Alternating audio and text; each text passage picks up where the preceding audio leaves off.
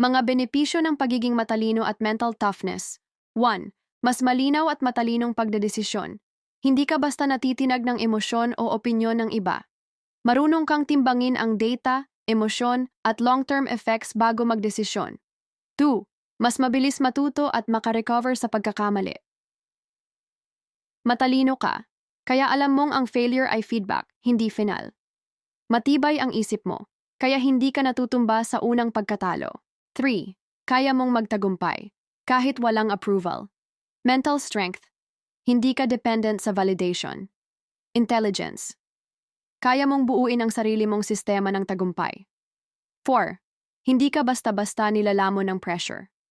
Sa panahon ng crisis, ang taong matalino at mentally tough ang nanatiling kalmado, objective, at solution-focused.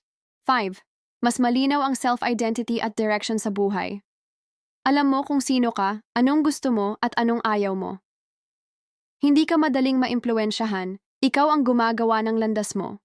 Ang pagiging matalino ay nagbibigay ng direksyon, pero ang mental toughness ang nagtutulak para makarating ka sa dulo.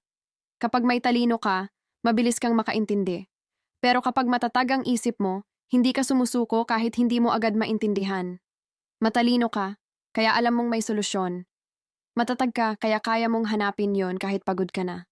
Sa mundong maraming opinyon at pressure, ang tunay na panalo, yung may lakas ng isip at tibay ng loob. Pag-aralan mo araw-araw, hamunin mo ang sarili mo araw-araw, palakasin mo ang isip mo hindi lang para manalo, kundi para hindi ka basta bumagsak. Tandaan, success favors the strong, not just the smart.